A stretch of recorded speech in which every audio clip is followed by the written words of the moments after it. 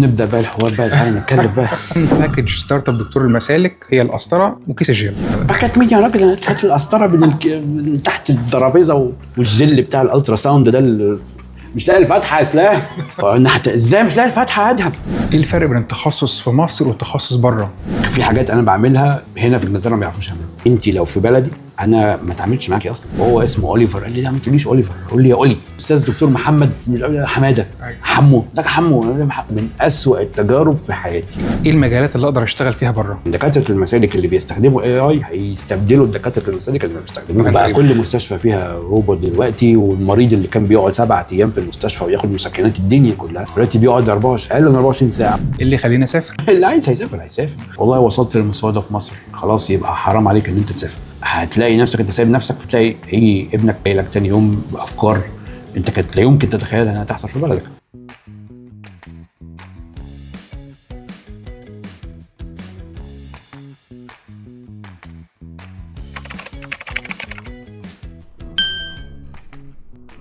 ليه اخترت تخصص المسالك الاول؟ ليه مسالك؟ الولد الله يرحمه كان جراح خريج 73 فالجيل القديم. حتى كنت الله يرحمه كنت بهزر معاه بقول له بابا انت ايام ما كان الطب كله في كتاب واحد. فحببني في الجراحه، ولكن انا ما كنتش بحب في تخصصه ان هو عام. النهارده بيعمل ثايرويدكتومي، بكره بيعمل ابندكس، بعد بيعمل هيمورويدز. هو قال لي الله يرحمه لان مذاكرتك حاجه وحبك وتجربتك في التخصص حاجه تانية. فارمي نفسك في الامتياز وانسانه خالص، واقعد كانك طبيب مقيم واختار التخصص عن تجربه. ما بين بيتي وبين المستشفى نص ساعه. انا كنت بروح البيت كل اسبوع بقول للنواب يا جماعه انا نايب ثالث معاكم، اي سرير اي مرتبه في اي حته حطوني، بس انا شفت 12 ساعه انا قاعد معاكم بايت. فاخدت كل شفت من الشفتات الامتياز للاخر. انا فاكر ان انا بدات اطفال، انا هتخصص اطفال، عايز اجربه للاخر. وروني اخر الاطفال ده ايه، وروني اخر التخدير ده ايه. اول احتكاك ليا بالجراحه كان النساء. كنت شغال في النساء كويس جدا، كنت بعمل قيصريات كتير، فاهو ماشي ايدي ماشيه شويه في الجراحه. ولكن وانا طالب انا كنت دايما عارف الاطفال الصغيرين اللي بيعلقوا صور ابو تريكه على الحيطه، انا كنت ناقص اعلق صوره الدكتور مجدي يعقوب على الحيطه. كان مثل اعلى ليا كجراح والعالم. والسير مجدي كان بقى في قمه مجده بقى في التسعينات والالفينات. فكان الوالده ربنا يخليها ويحفظها كانت دايما تقول لي يا رب اشوفك متعاقب معاه في عمليه. فحته الكارديو ثوركس وعلاج وجراحات القلب دي كانت ايه، ليه لا ممكن اتخصص جراحه قلب واشتغل معاه في يوم من الايام. فكنت طول فتره دراسه الطب جراحه القلب دي كانت واخده حيز كبير قوي من تفكيري. خدت الامتياز لقيت الوضع بالذات عندي في مستشفى الجامعه ما كانش قسم جراحه القلب بالقوه يعني اللي انا كنت اتخيلها. فبالتالي ايه، بدات فكره جراحه القلب في دماغي تقل شويه مع تجربتي مع قسم جراحه القلب. ولكن برضو في حاجه مربطاني بجراحه القلب. من ضمن اللفات اللي جينا في حاجه اسمها سبيشالات الجراحه، بتختار اي تخصص في الجراحه تشتغل. قلت والله المسالك رايح صباح الخير صباح النور قسم المسالك، اهلا وسهلا. مين انت يا ابني؟ انا امتياز معاكم. يوم ما استلمت الامتياز بتاع المسالك كان النواب الجامعه اللي هم اكبر مني سنه كانوا بيستلموا. قلت للنائب السينيور دكتور محمد عبد الستار استاذي العزيز، واحد يعني بعد ربنا احد الاسباب الكبيره ان انا اتخصصت مسالك. دكتور محمد بعد اذن دكتور محمد انا اعتبرني نايب ثالث معاهم. ماشي يا طيب انت معانا قد ايه؟ قلت له انا معاك شهرين. قال لي طب حلو قوي، اول شهر انا مش هعلمك كلمه مسالك، انا هعلمك ازاي تدير عنبر. نيجي الصبح الساعه 7 في المكتب، يلا يا ادهم اوضه 5 سرير 2 الصوديوم بتاعه كام؟ لو قلت له ما اعرفش انسى العمليات لمده اسبوع، انت ما فيش عمليات.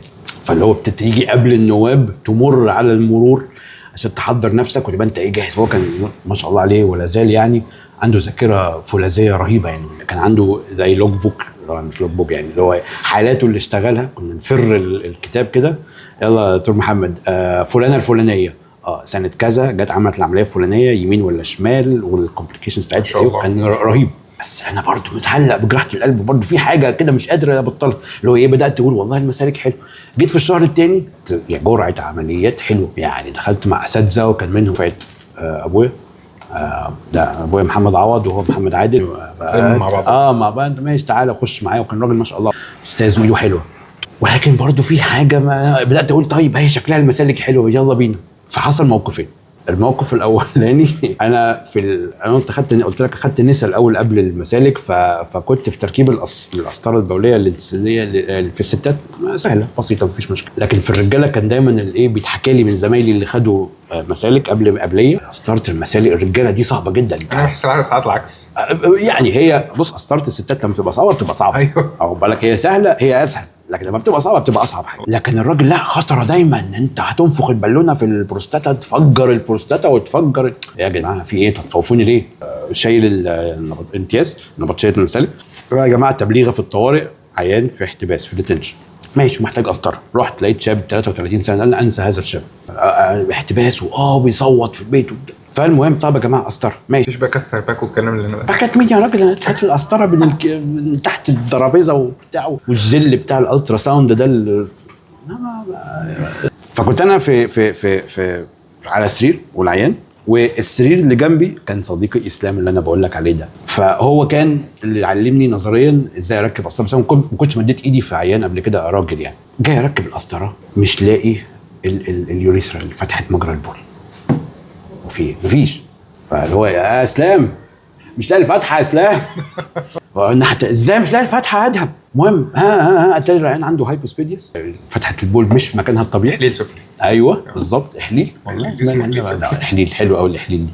خرب عقلك ايه يا ابني و33 سنه وسايبها هتخش مع العيان بيصوت. لما ركب القسطره فعلا في المكان الغريب ده اللي انا مش متعود عليه وما كنتش متوقعه خالص، قلت دي علامه يعني اول قسطره رجالي في حياتي في عيان هايبوسبيديس. ولا القسطره دخلت والبول نزل والراجل كان ناقص يوطي يبوسي. انت بتعمل تدخل العيان بيبقى فعلا بيتفك فيه بسرعه، دي كانت احساس حلو بالنسبه لي ان هو انا فعلا قادر اغير في حاجه. العلامه الثانيه بقى صديقي اسلام برضه، طبعا ما كانش فيه كمبيوترات، فلو عايز تشوف اشعه مريض اللي هو الفيلم ده اللي بترشه كده تحت اي لمبه كده، دكتور محمد عبد الستار ربنا يديله الصحه قال لي معلش ادهم المبنى اللي جنبنا عايزك بس تنزل وتروحوا في عيان بس هات الاشعه بتاعته محتاجينها نبص عليها. فقلنا نازل، هو الدور الرابع المبنى القسم، نزلنا الدور الارضي لقيت اسلام في وشي بتكلم معاه، اسلام ممكن هو في تخصص تاني وبتاع، وانا المفروض ان انا خلاص هنزل الدور الارضي وامشي بره واطلع المبنى التاني اجيب الاشعه وارجع. فوقفنا شويه والاقي لك مين جاي في وشي بدون اي هيلمان بدون اي سجاده حمراء وحد يمسك له شوط، الراجل ماشي لوحده ومعاه واحد دكتور مجدي عوض. انا بقيت واقف اعمل كده، ادهم استنى بس يا اسلام، ادهم مالك فيه؟ قلت له بص راح معدي من قدامي كده، فانا راسي ماشيه معاك، قلت مش هفوت الفرصه، رحت جاري طالع وراه، دكتور مجدي يا دكتور مجدي، راح ضير كده. قلت له بس اسلم على حضرتك، حط ايده في ايدي كده وقال لي جود لك ان يور كارير. بس سيب بقى المسالك بقى والليله دي كلها. لا العكس تماما. قعدت فكرت مع نفسي كده، طيب تخصص جراحه القلب بنسبه 99% مش هشتغله، قفلت منه لسبب ما، ده رقم 2. انا حطيت ايدي في ايد اكبر جراح قلب في العالم، دي الفرصه، دي اخر فرصه ليه، او دي عمر ما هتتكرر فرصه زي دي بعد كده. انا لو ممكن هشتغل مع الراجل ده في يوم من الايام، دي اقرب مره هكون فيها للدكتور مجدي، وانا سلمت عليه، يبقى انا مش عايز حاجه من جراحه القلب. رحت قافل قصه جراحه القلب دي تماما، وقلت خلاص ربنا بيفتحها شويه في حته المسالك دي، انا اشوف نفسي والدنيا تمشي ازاي. وسبحان الله مثلا انا طبيب الامتياز، النواب مثلا مشغولين في حاجه، ادهم انت شايل شغل النايب وانا امتياز، فكانت مسؤوليه كبيره والحمد لله يعني كنت قدها، فعجبني التخصص. دي حاجه مهمه ان فتره الامتياز ممكن تساعدك في تشكيل مستقبلك كله، لان في ناس كتير بياخدوها فتره راحه. لا خالص، دي الفتره ده انا هقول لك على حاجه. انا كنت في سنه ثالثه كدراسه، انا كنت بحب تخصص العظم جدا، كنت جميل فيها، واو النيل والسكرو واعرف كل حاجه. خدت شيفت امتياز او شهر امتياز عظم، مش عايز اقول لك من اسوأ التجارب في حياتي. زمايلي ناس كتير اتعلموا كويس، انا سبحان الله في الشهر ده انا كنت فيه ده ما اتعلمتش هو مش فيه. نصيبك مش نصيبي، لقيت نفسي ايدي مش ماشيه فيه. فلا طبعا سنه الامتياز دي هي الفرصه اللي انت تكتشف تخصصك اللي انت بتحبه، اللي انت مستعد ان انت تقعد سهران طول الليل شايل التخصص على دماغك، ولكن انت حابب التخصص ده وشايف ان انت فاهمه وشاربه وقادر ان انت تعمل فيه تغيير. في شغل المسالك ايه الفرق في بيئه العمل او الشغل بتاع المسالك في مصر والشغل بتاع المسالك هنا؟ انت بتتكلم في الفرق اساسي بين الطب هنا والطب هناك، يعني كممارسه يعني، لكن كمسالك هي نفس آفات ممارسه الطب في مصر موجوده سواء في اي تخصص انت تخصصته.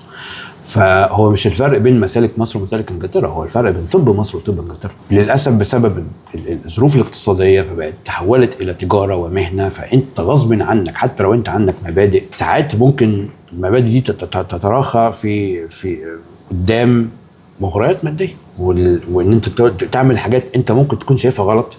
هو غلط، هي غلط، كلها غلط في غلط، ولكن انت مضطر، انت عندك اسره وبتعولها، فساعات بتضطر ان انت تعمل حاجات. فمشاكل الطب هي اللي عامله الفرق ما بين مصر وانجلترا، لكن مش كمسالك كتخصص. طبعا مسالك كتخصص احنا عندنا اساتذه كبير جدا، اساتذه كتيره جدا، وبيعملوا شغل اكتر من الرائع في اسكندريه. واذا ذكرت مسالك ذكر قسم جامعه منصوره، الشغل اللي بيتعمل في المنصوره حاجه عالميه، وناس من كل حته في العالم تروح تتعلم في منصوره. في حاجات جميله جدا في مصر، بس سبحان الله انت ما كنتش موجود في الوقت المناسب في المكان المناسب. يعني زمايلنا المتالقين هناك في مصر طبعا ربنا يبارك لهم، ربنا يبارك لهم. هو في احلى من ان انت تعالج مريض يدعي لك؟ هنا اخرك لو ربنا كلمك تاخد ثانك يو كارد. ثانك يو كارد عشان ماشي ثانك يو كارد، متشكرين يا سيدي. لكن فين ربنا يوقف طريقك ولاد الحلال؟ ربنا الدعوه دي بتوحشك ساعات. لو رجعنا لسؤالنا الاولاني خالص اللي سالناه من 3 ساعات وربع كده، اللي هو ايه اللي وحشك في مصر؟ انا وحشني ان مريض يدعي لي يا احمد، انا نفسي المريض يدعي لي. طيب اكتر حاجه انت شايفها صعبه في التخصص، وايه اكتر حاجه انت شايفها very interesting؟ مسالك من التخصصات اللي الجراحه والادوات اللي بنستخدمها كجراحه بتتطور بصوره رهيبه جدا. اللي كان مش متخيل 5 سنين بقى عادي، وبقى هو البير مينيمم، بقى هو اقل حاجه انت ممكن ما تقبلش ان انت ما تشتغلش من غيرها. يعني ان هو كل سنه كل 6 شهور في جديد، بالذات في جراحات المناظير، جراحات الروبوت. طبعا تخصص المسالك هو اكتر تخصص بيستخدم الروبوت، وغير طريقه الجراحه في حاجات تخصصات كتير جدا جوه المسالك. بقى فيري اكسسبل في كل مكان، بقى كل مستشفى فيها روبوت دلوقتي. والمريض اللي كان بيقعد 7 ايام في المستشفى وياخد مسكنات الدنيا كلها دلوقتي بيقعد اقل من 24 ساعه وبيمشي بنفس اليوم شرب بنادول ويروح. الشغل الحصوات وشغل البروستاتا وشغل الاي اي دلوقتي اللي داخل، يعني انت هتشوف حاجات تطور رهيب في الكام 5 سنين اللي جايين دول. عاجبني في التخصص انه مش ستاتيك، مش ثابت، انت كل شويه بتكتشف لعبه جديده ممكن تستخدمها. انا بقول لهم ان انا جاي النهارده العمليات، انا جاي تويز ار اس، انا جاي محل الالعاب بتاعي، جايب العابي واجي اعمل العمليه بتاعتي. انا برضه كتخصص، مع ان حاجه زي الانهانس ريكفري افتر سيرجري بدات في الجراحه العامه بالزبط. احنا اكتر تخصص بيطبقها بيطبقها من اللي بقول لك، العيان اللي هو ما بيقعد اسبوع مسكنات ده بقى بيروح في 23 ساعه. من الحاجات الصعبه بعض العمليات ممكن تكون طويله ومتعبه. اللي بيتخصصوا الجراحات دي استئصال المثانه بالذات يعني محتاجه تمرين عالي جدا قبل ما تشتغلها لوحدك، وفي نفس الوقت تمرين مستمر، لان انت بتتحسن مع ارقامك. كل ما بتعمل ارقام اكتر كل ما بتتحسن، نتائجك بتتحسن مع الوقت. ده بيخليك دايما تحت ضغط ان انت لازم تحسن من نفسك وتبقى اب تو ديت بمعلوماتك، وتبقى انت اب تو ديت بالتمرين بتاعك. الجراحه عامه ان انت لو انت ثبتت على حاجه وما كنتش مواكب اللي بيحصل، انت هتبقى اوت ديتد، انت هتبقى بره الركب. يعني في الاي اي بالذات مثلا، دي من الحاجات اللي انا بحبها. يعني بيقول لك الاي اي مش هيستبدل دكاتره المسالك، لكن دكاتره المسالك اللي بيستخدموا الاي اي هيستبدلوا الدكاتره المسالك اللي ما بيستخدموش. فلازم لو انت مش اب تو ديت وحفظت الحاجتين بتوعك وبقيت بتعملهم بس، انت هتتاخر كتير. في موقف عدى عليك سواء في مصر او هنا وانت شغال خلاك حسيت ده الطريق الصح اللي ربنا كاتبه لي؟ او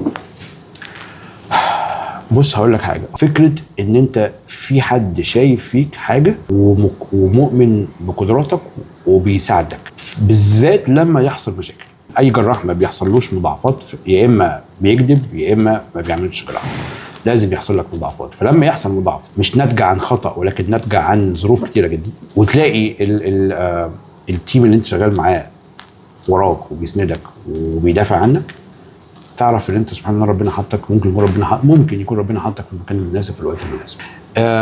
ان انا ماسك حاليا منصب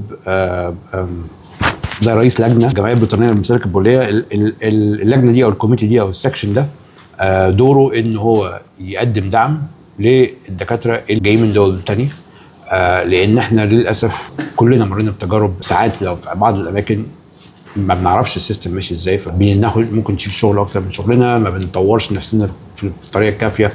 فسبحان الله يعني باللجنه الجديده دي اللي لسه اصلا مبنيه وانا يعني ربنا يخليه طبعا الدكتور خالد حسني استاذنا رشحني وقال لي خش يا ابني وامسك المنصب ده وبتاع. كان مبدع النهارده في الماتش.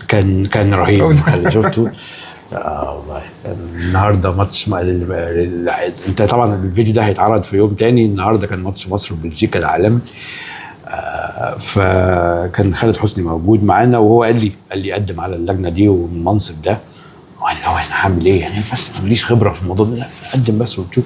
وسبحان الله يعني اتحطيت في موقف ان انا مع تيم كبير. مفيش انا في الموضوع خالص، هو تيم بنقدم دعم للدكاتره اللي جايين من بره، ان نوفر لهم افكار ازاي يطوروا من نفسهم، نوفر لهم دعم ازاي يتطوروا. اللي عاوز يتطور ويبقى استشاري في سكه طويله جدا اسمها البورتفوليو باثوي ان انت تمشي فيها دي، احنا بنقدم دعم للناس الجيل الاوائل، الناس اللي عملوا السكه دي قبلينا ما كانش عندهم اي دعم خالص، كان تجربه ولا خطا وغالبا خطا ان هم يمشوا في السكه دي. سبحان الله دلوقتي بقى في ستراكشر واضح، بقى في حاجات معروفه مطلوبه منك. في الظروف الجديده بتاعت البرايورتايزيشن والحاجات اللي حصلت وصعوبه دخول التريننج اظن ده you said the P word prioritization bill. والله بقى يعني هم حقهم يعني لما تيجي تبص للموضوع. القانون ده منصف لاهل البلد الاصليين. هم لقوا طغيان من الدكاتره جايين بره، طوفان اسف من الدكاتره طبيعي، في منهم كتير اشطر من الموجودين حاليا، فبالتالي فرصهم اعلى لمجرد ان هم شاطرين. زي ما قلت لك الاولويه بالشطاره والمهاره كطبيب. عملوا القانون ده ان هو يبرايورتايز او الاولويه لاهل البلد الاصليين. الناس اللي مش جاي من اهل البلد الاصليين ممكن يكونوا ما ياخدوش فرص الكافيه بتاعتهم. فده ادى ان بقى في دلوقتي الطريق الموازي للوصول لان انت تبقى استشاري اللي هو البورتفوليو باثوي حاليا هيبقى منتشر جدا ومطلوب جدا. الجمعيه البريطانيه عملت اللجنه دي قبل الموضوع ده اصلا، كان عندها بعد النظر ان الدكاتره دول عددهم كبير، لازم نديهم فرص ان هم يتطوروا والا المهارات دي مش هنستغلها. لان انت لما تجيب دكتور يقدر يعمل 1 2 3 4 5 وتخليه مزنوق في حاجه واحده بس يعملها عشان انت عندك عجز في الحته دي، واحد دكتور هيعمله لك ولكن مع الوقت هيزهق وهيمل ومش هيتطور وهيبدا بقى الغلطات كلها تظهر. لا احنا لازم ندي دعم للدكاتره دول. في الاول وفي الاخر هو في مصلحه المسالك في بريطانيا وفي مصلحه المريض. الدكتور اللي بيعالجه يبقى حاسس ان هو معترف بيه، شغال في مكان محترم، حاسس ان هو بيتطور للمستوى اللي هو عايزه. مش لازم اقول لك ان كل دكتور لازم يشتغل استشاري، ولكن انت عايز تقف عند مرحله معينه او توصل لهدف معين، مفيش ما يمنعك ان انت توصل للهدف ده. الميديكال برايورتيزيشن بيل هيؤدي الى ان في ناس كتيره مش هتعرف تخش التريننج اللي كانوا زمان كان ممكن يدخلوا التريننج. الترناتيف باثوي او الطريق الموازي هو البورتفوليو باثوي، ودي من احد الحاجات اللي سبحان الله الواحد اتحط فيها ان هو يقدر يحاول يقدم شويه مساعده يعني في مقابل ان الناس تدعي له ان هو يعرف يمشي في الابلكيشن بتاعته. ايوه ان شاء الله. فادعوا لي.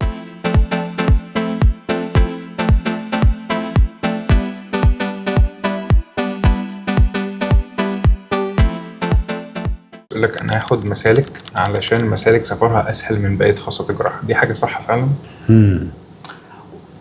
من بعض هنا او خليج. بص يعني من بعض تخصصات الجراحه ممكن تكون اسهل من جراحه مخ واعصاب، جراحه الاوعيه الدمويه، جراحه ممكن حتى انف واذن. لكن في تخصصات الجراحه العامه عليها ضغط عالي جدا يعني. فلا انت ما تاخدش التخصص. دي كانت نصيحه والدي الله يرحمه. ما تقولش انا مش عايز اشتغل دي، مش عايز اشتغل دي، مش عايز اشتغل دي، ايه ده يبقى فاضل مسالك هاخد مسالك. لا، انت التخصص اللي انت عاوزه لو انت، وانا بضرب المثل ده كتير، اتخصص التخصص اللي لو انت في يوم اجازه قاعد على البحر تشرب حاجه ساقعه منتهى الانتخه اللي في الدنيا، صديق ليك او زميل ليك يبعت لك رساله يقول لك الحق في بيبر لسه نازله، ورقه بحث لسه منشور في التخصص بتاعك، هتقلب الدنيا، هتغير طريقه ان احنا بنعمل العمليات بتاعتنا. لو انت في الوضع ده، انت بالمايوه على البحر فتحت البيبر دي وقريتها بهذا الشغف، يبقى هو ده التخصص بتاعك. لكن فكره ان انا ماليش في البطنه، لا ماليش في الاطفال، ماليش في النساء، يبقى هاخد جراحه لا قولون مش قد كده، الانف واذن مش قد كده، لا هاخد مسالك. يبقى انت في الاخر هتتحول يا اما الى واحد كاره للتخصص ده مع الوقت، لان انت هتكتشف بلاويه، لان اي تخصص فيه مشاكل، اي تخصص فيه يعني حاجات صعبه. فلو انت مش واخد التخصص ده عن حب، كاي علاقه زواج بين طرفين، لو انت مش واخد التخصص عن حب هيجي مع المشاكل، هيجي مع الوقت مشاكل. فلازم توصل لاي تخصص ان شاء الله يا رب بس حاجه انت عندك شغف ليها، ان انت عاوز تتعلم وعاوز تتحسن وعاوز تتابع وعاوز تشارك في تحسن تغيير التخصص. يعني فكره برضو ان احنا للاسف عندنا في مصر احنا ممكن نكون شويه متاخرين في موضوع البحث العلمي والريسيرش، لكن انت لما تشوف في جاب في حته معينه في تخصصك انت تتمنى انها تتغير او تتحسن، فتبقى يبقى انت المبادر في الموضوع ده. اللي بيستغلوا الفرص دي بييجوا مع الوقت هم اللي بيتحولوا للبروفيسور الفلاني والاستاذ العلاني. فهي ما بتجيش الا كده، لازم تبقى انت شغوف، لازم تبقى انت عندك الحب ده للتخصص. كان حد من الضيوف بيقول لي كونسبت ان لما بتقرا مثلا بيبر لاند مارك تقيله جدا وتلاقي الفيرست اوثر بتاعها مثلا مايكل الفلاني تلاقي مايكل ده شغال في المستشفى اللي جنبك، هتحس ان هو طب وانا ليه لا، ما انا ممكن اعمل نفس الولا مايكل. ايوه الولا مايكل ديفيد سامحون جابها وانا لا. هي ليها خطوات زي اي العمليات الصعبه اللي ليها 100 خطوه عشان تعملها، ما هو هي خطوه ورا خطوه ورا خطوه. كذلك البحث العلمي له خطوات معروفه ومدروسه، مش سحر، بس مشيت في الخطوات دي هتؤدي ان انت تعمل بحث قوي وعلى مستوى العالم. في احد الدراسات اتعملت على مستوى 45 مستشفى على مستوى العالم، بدات ببول باستفتاء على تويتر، يا جماعه المرض ده بتعالجوه ازاي؟ لقى ان في تباين في العلاجات، لا طب يلا يا جماعه، طب ما تيجي نقعد نتكلم مع بعض ونشوف احنا ليه في التباين ده. بحث كبير على مستوى العالم بالاف المرضى ادى الى انه غير طريقه عملنا، لان وجد ان النتائج بتاعت الدواء ده مش قد كده ونتائج التدخل ده مش قد كده.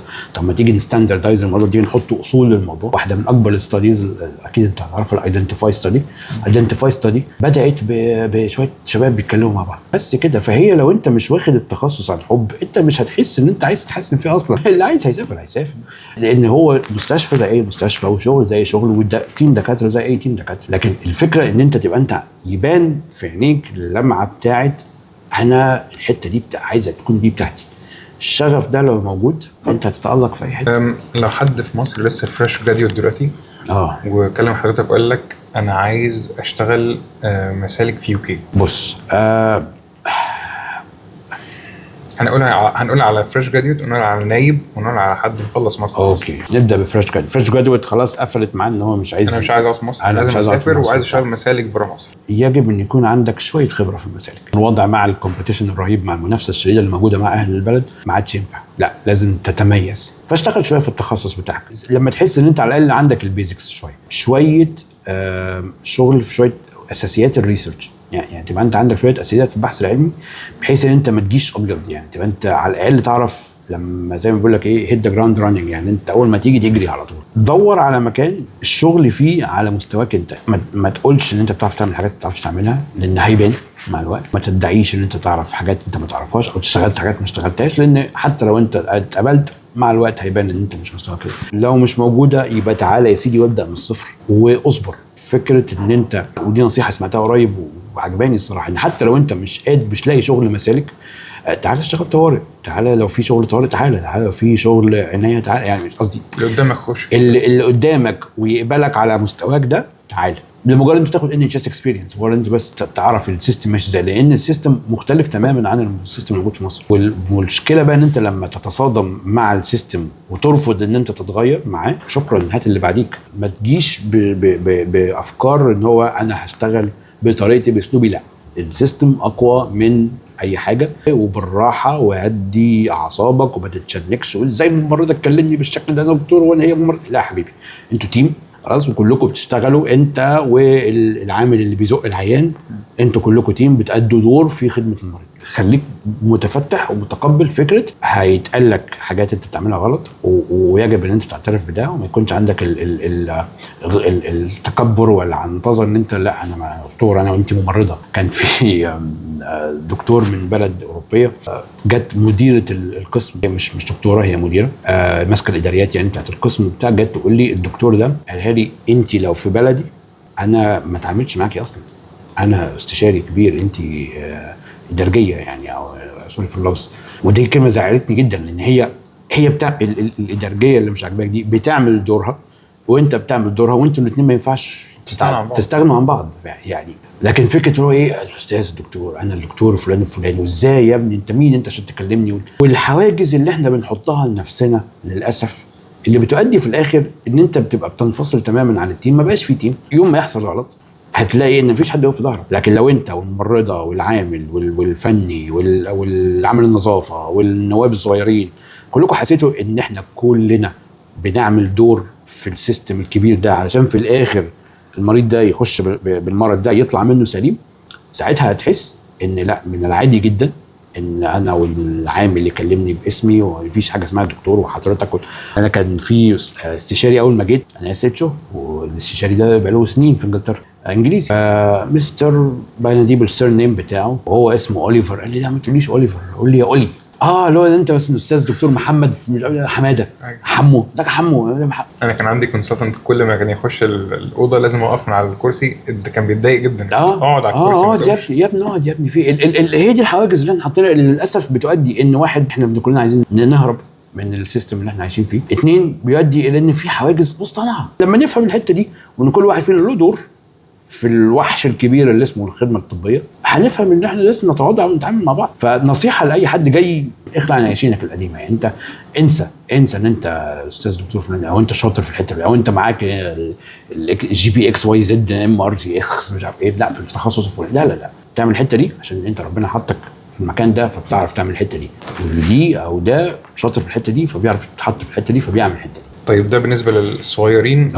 والنواب بقى، لو حد نايب دلوقتي. بص بقى، النواب لو نايب جامعه خلاص النيابه الاول. لا تتخيل فكره ان انت بتتعامل مع عدد المهول ده من المرضى، انت بتتعلم خبرات كتيره جدا في وقت قليل جدا. كنت نايب في التامين الصحي، انا كنت اشتغلت 4 سنين. في حاجات انا بعملها هنا في انجلترا ما بيعرفوش يعملوها، بس عشان انت اتحطيت في المكان ده فبالتالي تعرضت لعدد الحالات دي. ميزه وعيب في مصر ان عندك عدد حالات كتيره جدا، تتعلم خبرات وبتشوف حاجات ما بتشوفهاش. في مرض اسمه البيربل يورين باك سيندروم، كيس البول بيتلون باللون البنفسجي بسبب ان في ميكروب معين في البول بيتفاعل مع الماده بتاعت الكيس البول فبيؤدي للشكل ده. الحاله دي جت شفتها عندي في كامبريدج مثلا مره مرتين.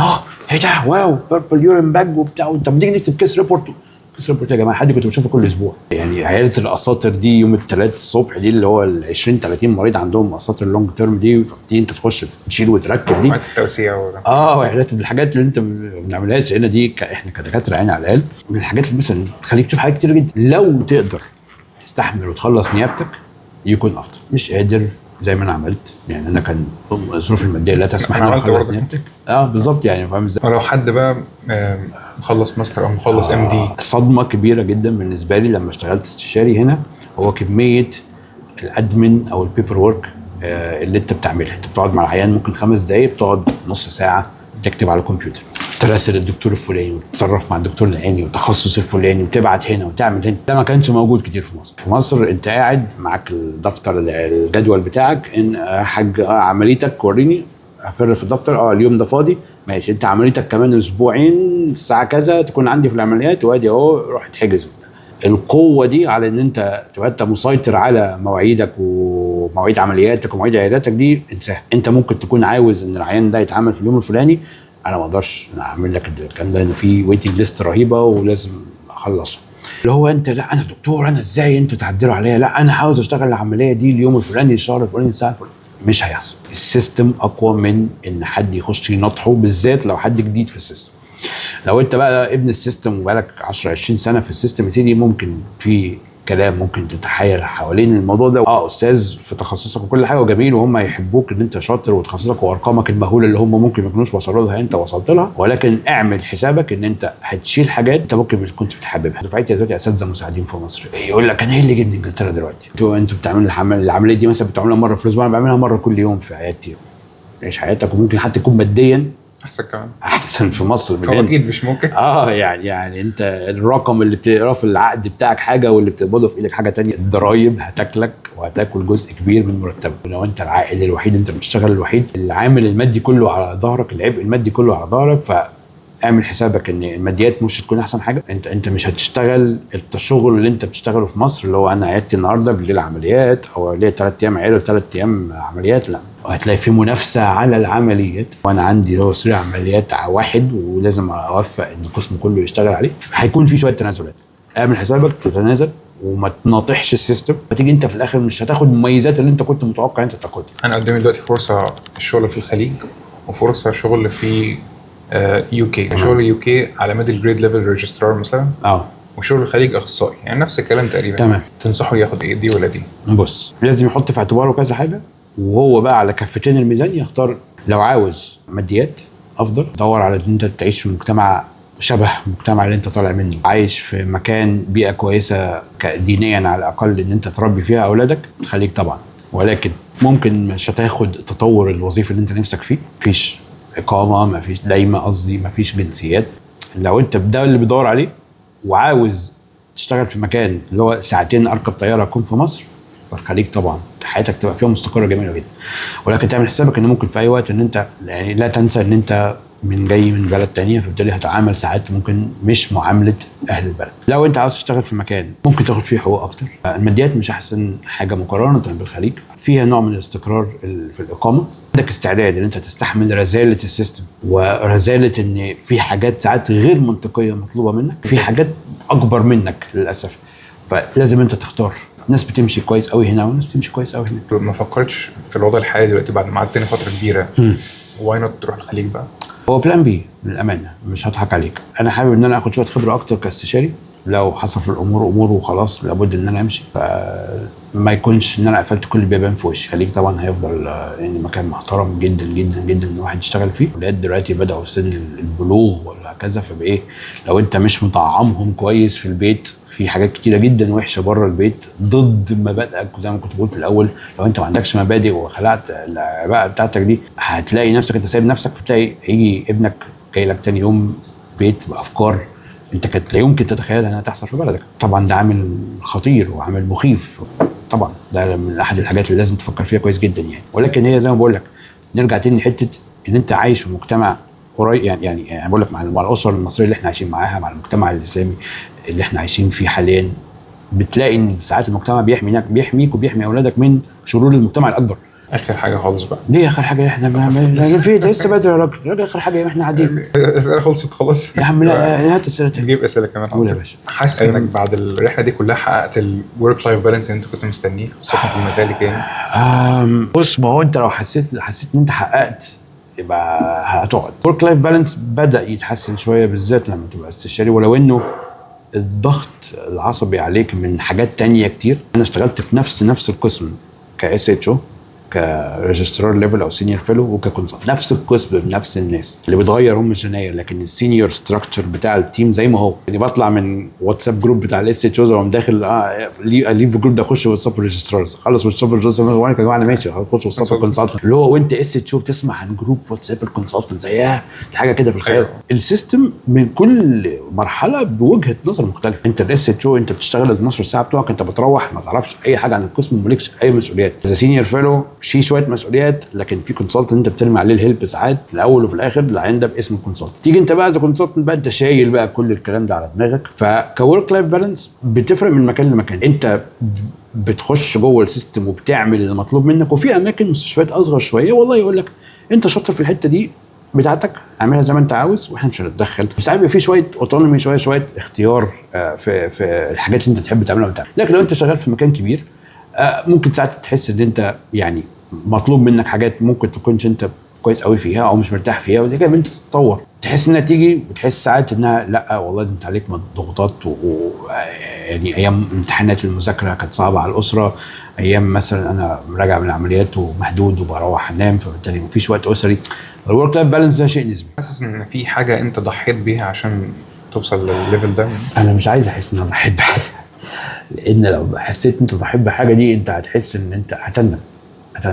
انا عايز اقول ان انا غيرت طريقه تفكيري، بالتالي حاجات كتير قوي ما كانتش مسلمه بقت مسلمه، وحاجات كتير زمان كانت مسلمه ما بقتش مسلمه. فمش عايز اقول لك ضحيت بحاجه كبيره في سبيل، لا، انت عايش في سيستم طبي، مش بتكلم على كالتشرال خالص. مع كل مرحله من المراحل دي انت بتغير طريقه تفكيرك ووجهه نظرك للسيستم، تفهمه اكتر، فبالتالي بتعرف ان انت تتعامل وتتعايش مع السيستم اكتر كشغل تاني، مش كمبادئ. عمليات انا رافضها لاي اسباب، ما بعملهاش، وبقول لهم ده كويس وهم بيحبوا ده. العمليه دي انا شايفها انها مثلا غلط، انا مش هعملها. حتى لو عمليه انا بعملها في مريض انا مش مقتنع ان المريض ده يحتاج العمليه دي، ده مش هعملها.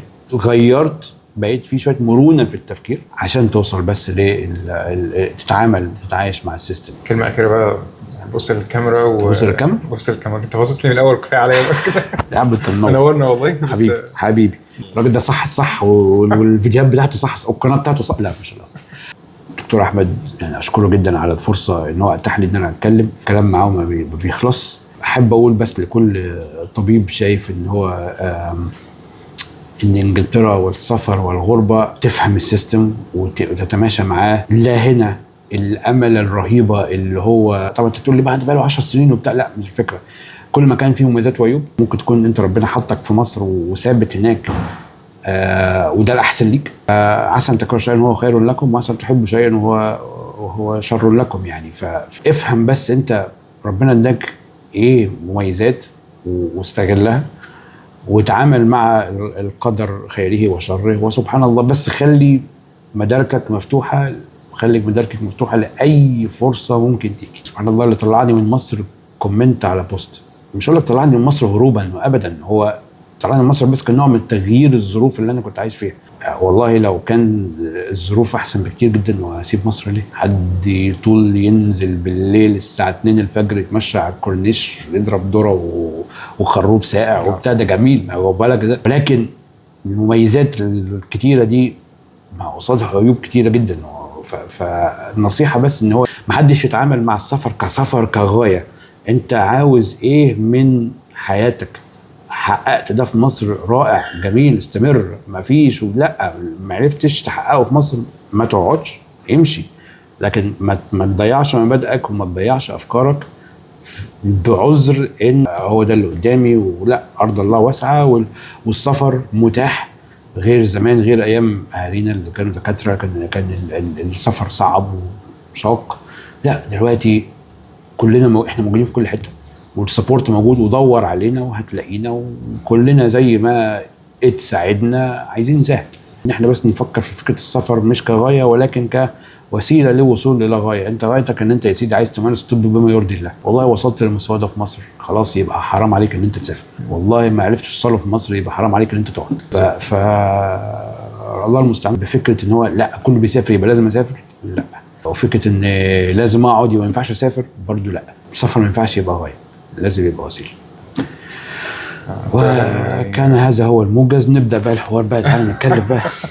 احنا اتشرفنا بالكلام معاك النهارده، الحوار فعلا ما بيخلصش حبيبي. كنت حضرت اسئله اكتر من كده روح حضر وتعالى، انا قاعد مأجر البدله وقاعد لك. لينا لقاء تاني باذن الله ان شاء الله ان شاء الله. ربنا يخليك، فرصه سعيده جدا بالكلام مع حضرتك والله. ربنا يخليك برضو، بقول لحضرتك برضو العاده بس نعمل ايه. شكرا جدا يا احمد وربنا يوفقك. انت راجل محترم والنبته جميله تتفرع ان شاء الله وتبقى حاجه كبيره، وهجيلك ان عشنا وكان لينا عمر والكوكب عاش معانا. شكرا جزيلا وكتر خيرك وشكرا جدا.